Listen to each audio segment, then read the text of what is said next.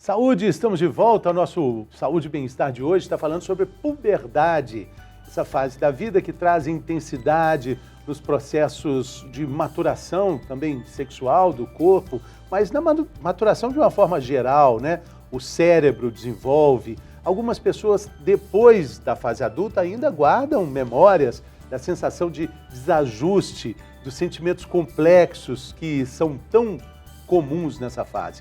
E é sobre as nuances mentais, emocionais, psíquicas da puberdade que a gente vai falar agora nesse bloco com a médica psiquiatra infanto-juvenil, a doutora Jaqueline Bifano. Bem-vinda, doutora. Muito obrigada pelo convite, é um prazer estar aqui com vocês, né, participando e falando desse tema tão importante que é a saúde mental dos adolescentes. A alegria é nossa e por uma feliz coincidência, no primeiro bloco, a gente teve uma médica especializada na medicina do adolescente de Ipatinga e agora temos a doutora, que também é de Ipatinga. Hoje o programa é dedicado à cidade de Ipatinga, que recebe a nossa programação aí com muita alegria, com muita generosidade. Então vamos falar sobre essa questão, né? As implicações da puberdade para a saúde mental.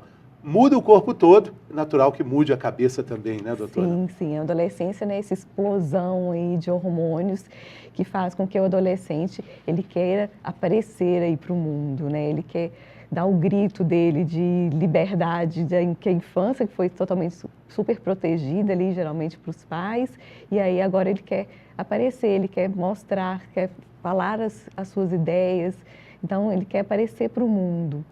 E essa não é uma transição tão simples, né? Não. A doutora Lara falou no primeiro bloco sobre algo muito importante, que existe o luto da infância.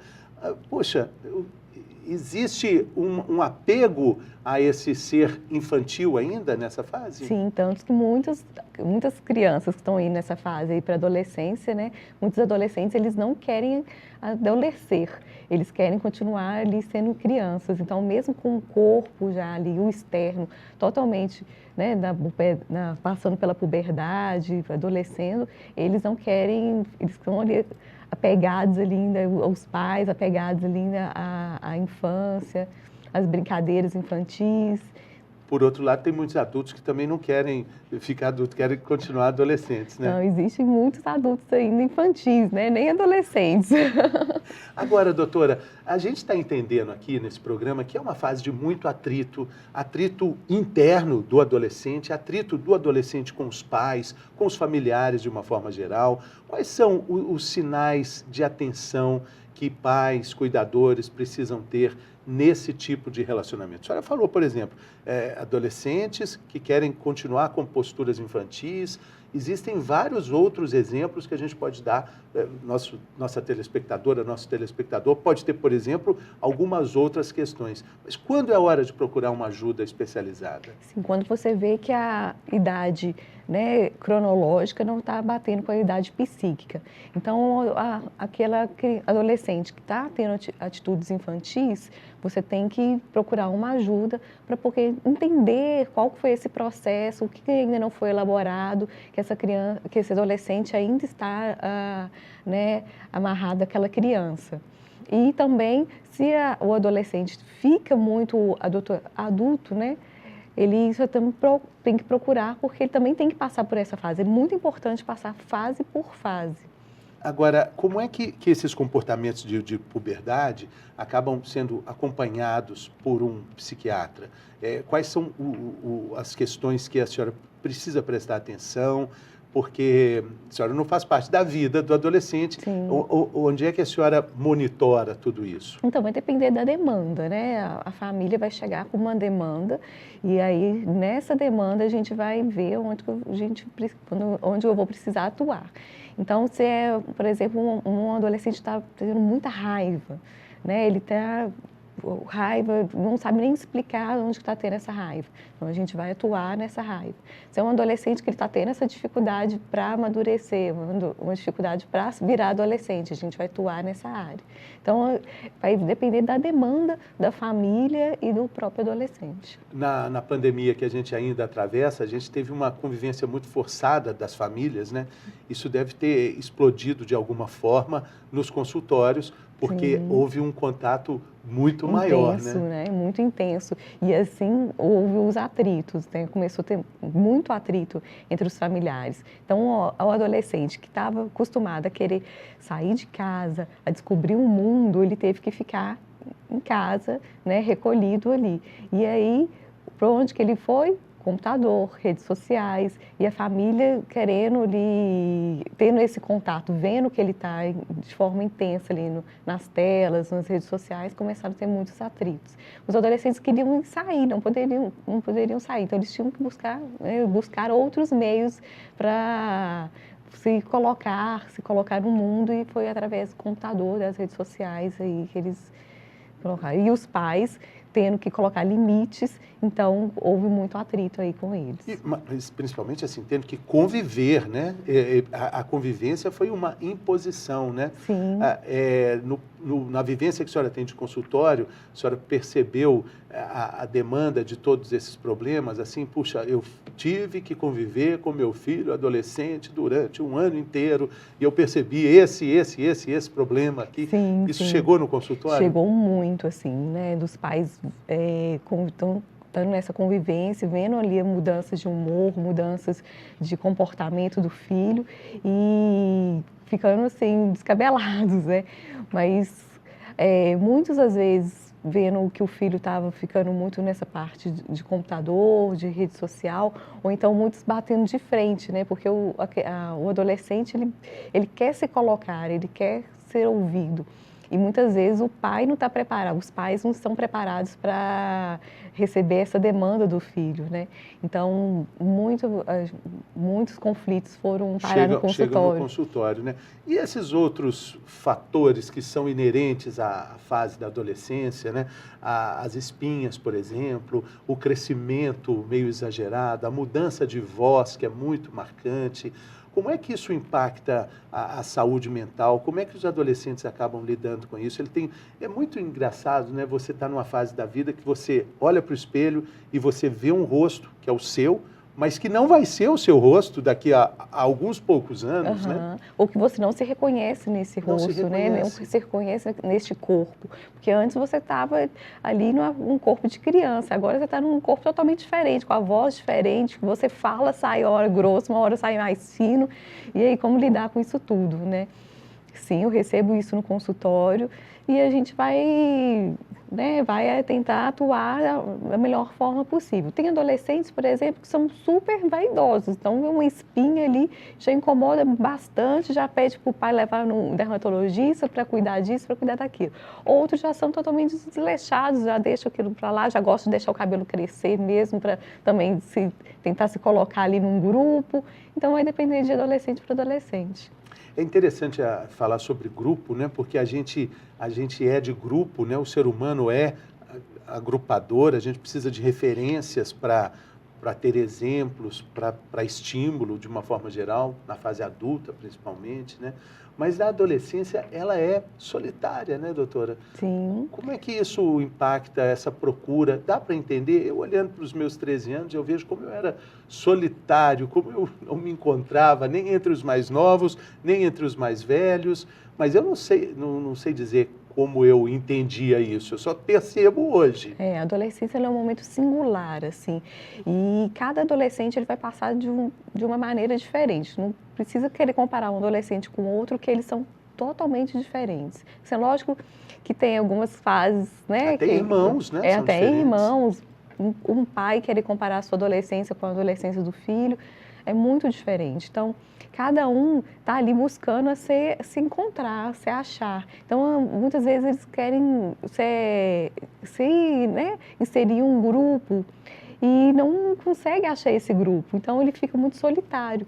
Então, ele está ali numa busca né, a busca por pares, a busca por se encaixar, por pertencimento ali no mundo, né, por referências, mas muitas vezes ele não se acha. Então, ele está ali numa busca constante. Uma hora ele vai se achar, né, mas até chegar essa hora vai ter muitos conflitos aí pessoais. Precisa passar por esses conflitos, Precisa, né? precisa. E, assim, como é o trabalho de uma profissional especializada no assunto, né, da adolescência, para fazer com que os familiares entendam que o adolescente é uma outra espécie. É muito comum a gente querer rotular, é uma criança, não, já é um adulto. A gente tem pouca paciência para entender a adolescência como uma fase de vida. Muito, porque é isso, né? O próprio adolescente está passando por vários conflitos. Então, para a pessoa que está de fora entender esses conflitos é super difícil. Então, o pai, a mãe fica querendo, às vezes, impor ali condições para o filho, se colocando numa postura superior, sendo que ele tem que se colocar numa postura ali do lado. Ele tem que ser amigo, vamos dizer assim, amigo, que coloca limites, né, que coloca responsabilidades também, mas ele tem que se colocar ali numa postura assim, de igual para igual, para que esse adolescente possa se abrir para esse pai, né, para essa mãe. A gente pede muito para os pais falarem também da sua adolescência para os filhos, falarem de como é que foi, o que ele também passou, quais foram assim, as suas dificuldades, né, o que aconteceu ali naquela fase, para o adolescente ele possa assim, né, sentir, nossa, aconteceu isso com meu pai também, aconteceu isso com minha mãe, não estou sozinho nesse mundo, né? Não é só comigo. Então, exemplos assim de pais para os filhos é muito importante. Agora, muitas vezes os pais querem dizer, olha, na minha fase era diferente, na minha época não tinha tanto celular, na minha época a cidade era de um outro jeito. Isso pode atrapalhar, assim, um pouco, o pai está buscando uma conexão, mas na verdade ele acaba se desconectando. Se desconectando. Sim, realmente era diferente, era outra época, né? Era uma outra geração com outras demandas. Sim, era diferente. Só que vamos procurar encontrar, né, o que teve ali de semelhante. Né? O que o pai passou, igual você falou, que foi uma época muito solitária. Então, às vezes, aquele adolescente está se sentindo ali totalmente deslocado, totalmente solitário. Então, vamos falar isso para ele, minha fase também eu senti solitário, eu não me encaixava, eu também tinha isso, para ele sentir assim, olha, nossa, não é só comigo, né? Aconteceu isso com meu pai também, com minha mãe também, então eu não estou sozinho. Porque o adolescente, ele está buscando ali um local, ele está buscando ali um grupo para ele se sentir acolhido, ele quer se sentir pertencente, né? Apesar de que ele está querendo gritar para o mundo que ele existe, ele também quer falar assim, olha, eu existo, mas eu quero me encaixar aqui nesse local. Então, quando o pai e a mãe ele fala das suas experiências, né, e ele consegue, o adolescente ele consegue se assemelhar, ele sente assim, nossa, que bom, não é só eu que estou vivendo isso, né? E quais são, na sua opinião, doutora, os limites dessa aproximação? Os pais acabam, a senhora falou aí, o pai tem que ser amigo, a mãe tem que ser amiga, companheira, acolher e dar esse approach. Mas do lado do adolescente tem também uma repulsa. Você imagina, a pior coisa que pode acontecer é o pai buscar o filho na balada. Né? Tem uma fase que o menino não quer nem... Não, o pai, se vai me buscar na escola, para lá embaixo, eu não quero ver ninguém... Ninguém me veja entrando no carro do meu pai. E o pai quer ser amigo, mas amigo não vai ser nunca, né? Não, nunca. Não tem jeito, assim, falar que eu vou ser amigo por igual do meu filho não vai, porque ele não vai deixar. É isso, ele vai querer que você não busque na balada, ou então se buscar, coloque um quarteirão de distância ali, para a escola também, deixá-la bem distante, para um coleguinha ver. Mas a gente fala questão de amizade, é porque os pais, eles têm de se colocar numa postura superior. E a gente quer que os pais se coloquem em uma postura ali mais por igual, né? Para esse filho, ele consiga se conectar com esse pai. Então, é lógico, você vai se colocar numa postura ali por igual, para poder ter diálogo, para poder conversar com seu filho, só que você também vai ter que colocar limites, né? Então, você vai ter que ali saber, né, tem que dançar muito ali junto com o seu filho, porque você vai ter que colocar limites. Então, através do diálogo, através da conversa, você vai ter que fazer combinados, né? Você vai ter que mostrar para ele o que é certo, o que é errado. Confiança, né? E adquirir a confiança Eu acho dele. que pode ajudar também a entender, né, como as substâncias que são responsáveis pelo humor, por nossa vitalidade, assim, o menino gente boa, a menina gente boa, na verdade tem humores que estão ali comportando de forma desordenada durante a puberdade, né, doutora? Sim, a raiva mesmo é um comportamento ali, um sentimento que o adolescente ele fica sem saber o que está acontecendo, porque muitas vezes ele explode, ele age de uma forma mais impulsiva e ele não queria agir daquela forma. Então, é uma das queixas que eu recebo muito no consultório. Nossa, mas eu estou tendo muita raiva, uma raiva que não cabe dentro de mim. O que está acontecendo? Às vezes não aconteceu nada e eu estou com raiva. Então, é essa explosão de hormônios que está vendo ali e ele não sabe lidar com isso ainda, né? Não tem uma maturidade emocional ainda, não tem uma inteligência emocional para saber lidar ainda com as suas emoções. De uma forma geral, o médico psiquiatra lida com muita resistência quando ele parte para um tratamento medicamentoso. Sim. Nos adolescentes isso acontece também, por parte dos adolescentes e dos pais também? Também. Ninguém quer medicar, né? Ninguém quer ser medicado e ninguém quer medicar seu filho. Mas quando está com gripe, quando tem diabetes, quando está com pressão alta, sim, ninguém reclama de tomar remédio. Ninguém reclama. Agora, fala que é para alguma coisa, para uma ansiedade, para um sintoma depressivo, ninguém quer tomar medicação, ninguém quer medicar seu filho. Mas muitas vezes é preciso, né? Principalmente nessa fase desses turbilhões aí de emoções, esses turbilhões de explosões de hormônios, é uma fase que mais gera transtornos de ansiedade, transtornos de humor, é essa fase. Então, infelizmente, né, a gente primeiro vai tentar, assim, a abordagem psíquica, mais uma abordagem terapêutica, né, do diálogo, mas se não for suficiente, a gente vai ter que entrar com uma medicação, sim. E esses transtornos mentais e possíveis síndromes, elas dão sinais durante essa fase, coisas que vão, talvez, eclodir mais lá na frente, começam ali? É ali que elas são fomentadas? Sim, é nessa alteração do humor. Às vezes, o adolescente ele começa a ficar muito triste, muito angustiado, sem um motivo. Ou então começa a ter crises de ansiedades, até mesmo pela demanda toda da vida, né, que a gente está tendo. É isso, muita pressão da sociedade em cima deles, muita pressão dos pais em cima deles, muita pressão deles também, né, neles mesmos. Então, começa a ter essa alteração do humor.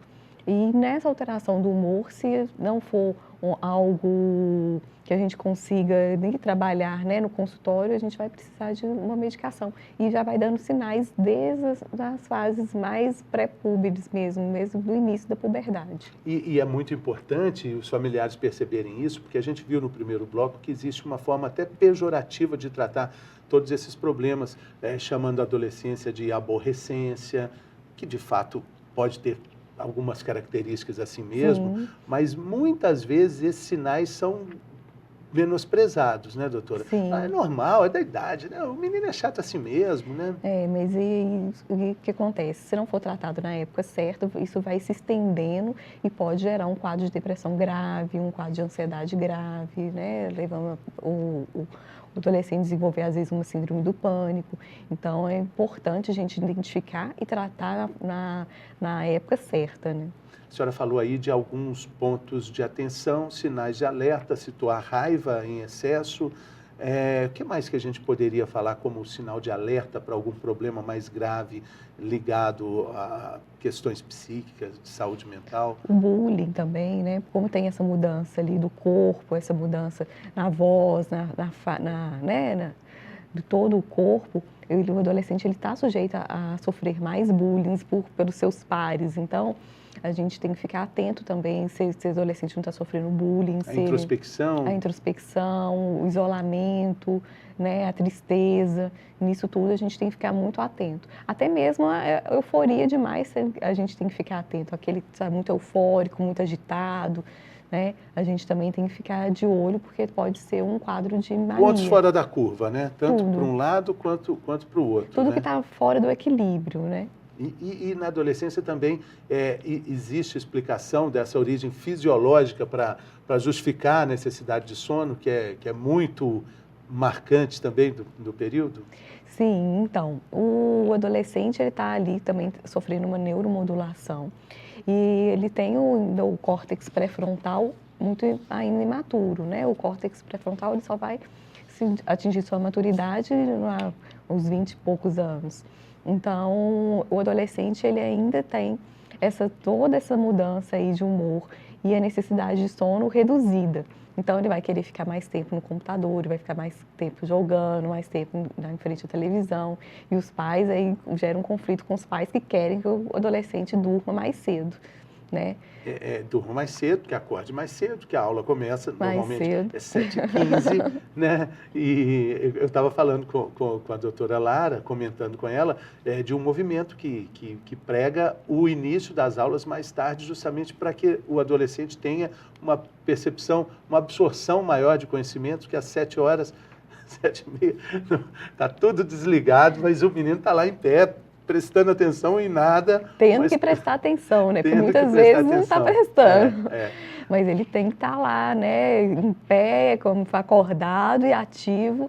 E sim, existe esse movimento de as aulas começarem um pouquinho mais tarde por causa disso, né? Porque o adolescente ele tem essa necessidade do sono.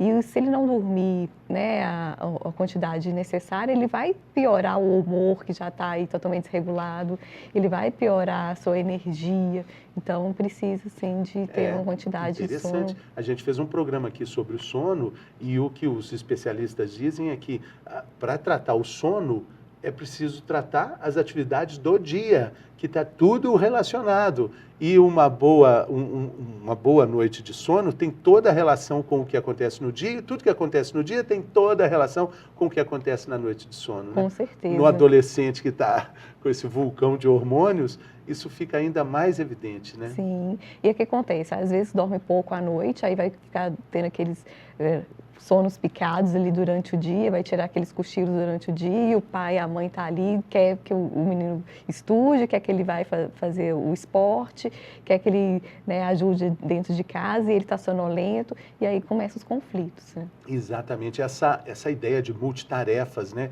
De jogar para o adolescente responsabilidades, o curso de inglês, a natação, a ginástica, o futebol de salão, a escola. Ajudar em casa. Ajudar em casa. Isso é bom, né? Ajudar em casa, aprender a arrumar o quarto, né? Já deve ser inserido mesmo na infância, né? Não só na adolescência, mas já na infância você já deve inserir algumas atividades domésticas para a criança e para o adolescente. Se não acostumar a arrumar o quarto quando criança e adulto, não vai arrumar de jeito nenhum. Doutora, outro ponto importante com relação às redes sociais e como isso impacta a vida social, a saúde mental do adolescente. As redes sociais, elas têm um impacto muito importante, tanto positivo quanto negativo. Negativo porque o adolescente ele não está acostumado a ser contrariado, ele não está acostumado a receber, né, críticas, e ali ele está, né, se expondo. É bom ele estar se expondo, ele está buscando, ali ele está conseguindo se colocar, gritar, né, para o mundo. Mesmo escondido, ele está se expondo, né? Mesmo escondido, ele está se expondo, ele está conseguindo colocar ali suas ideias para o mundo, né? Literalmente. E isso vai ter consequências, né?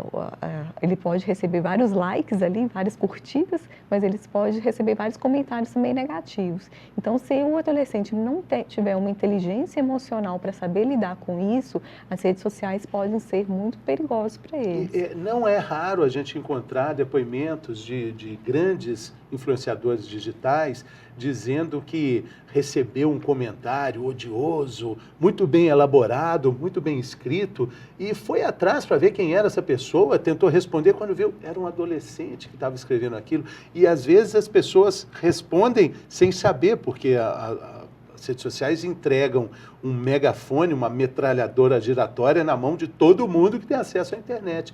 O adolescente pega essa metralhadora e começa a atirar também, né? Começa a atirar. E ser um megafone é o ideal para eles. O que eles querem é esse megafone. Mas tem volta, né? Tem volta. Aí e que aí tá o problema. saber lidar com essa, né, com esse retorno, com esse feedback ali do que foi postado, do que foi falado, que é o complicado, porque muitas vezes eles não estão preparados para isso.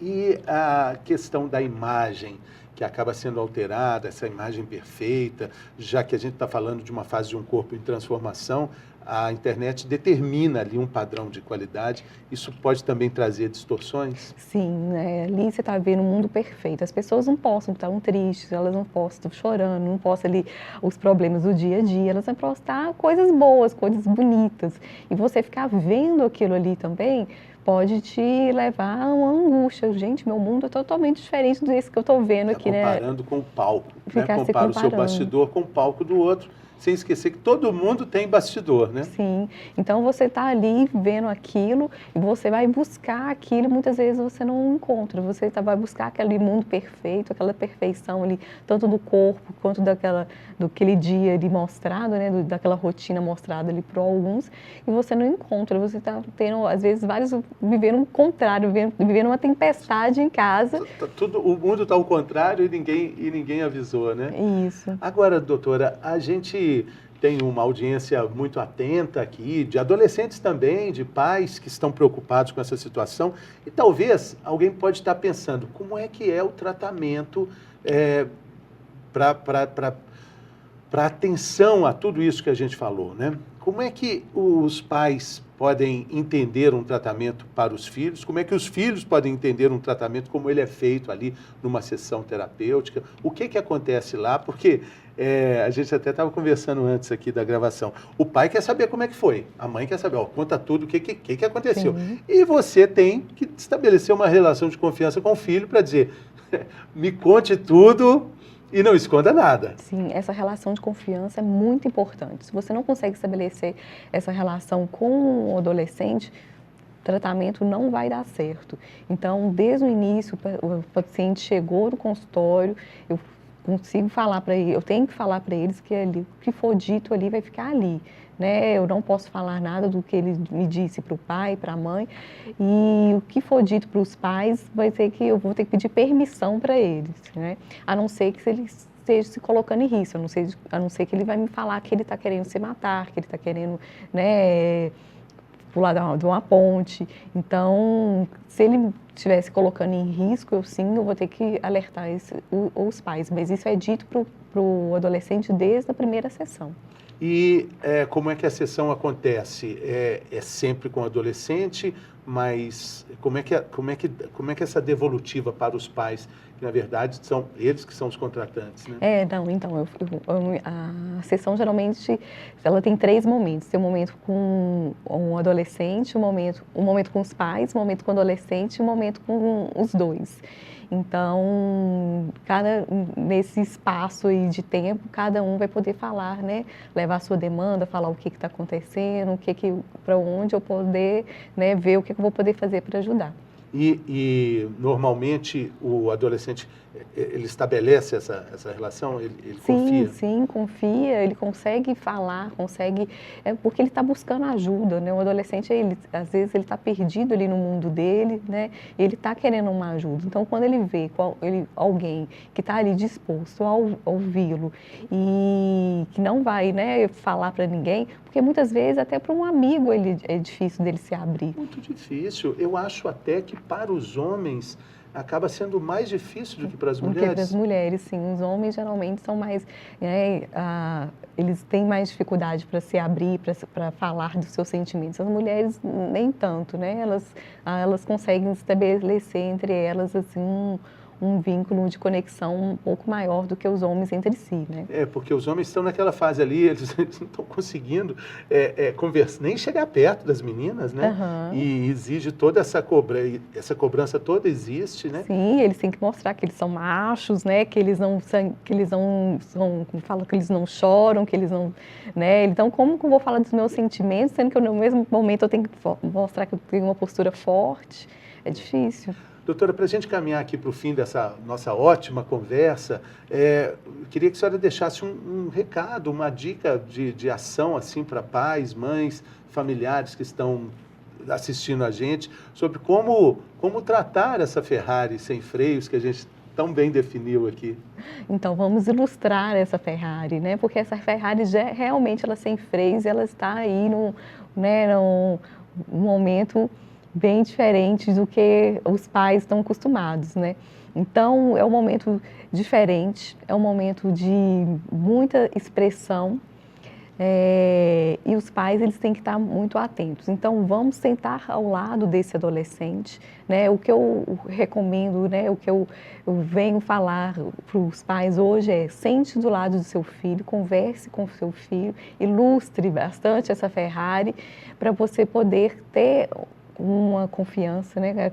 Adquirir a confiança deles para eles poderem se abrir com vocês. Valorize, é uma Ferrari, gente, é uma Ferrari, é uma coisa preciosa, Sim. É algo fantástico, uma fase da vida brilhante, maravilhosa, exuberante. Doutora, muito obrigado pela sua participação, volte sempre. Prazer. Grande abraço para a cidade de Ipatinga. Sim. Hoje, mais uma vez, vou dizer, o programa é dedicado à cidade de Ipatinga. Tivemos duas médicas aqui falando sobre a saúde na adolescência. Muito obrigado e muito obrigado também pela sua companhia, você que assiste a gente aqui no canal Viver Brasil. Não perca as notícias e os conteúdos nas nossas redes sociais também, no YouTube, nas redes sociais. A gente fica por aqui, mas a gente também volta por aqui, agradecendo sempre você aqui em toda a programação do nosso canal Viver Brasil. Até breve. Saúde!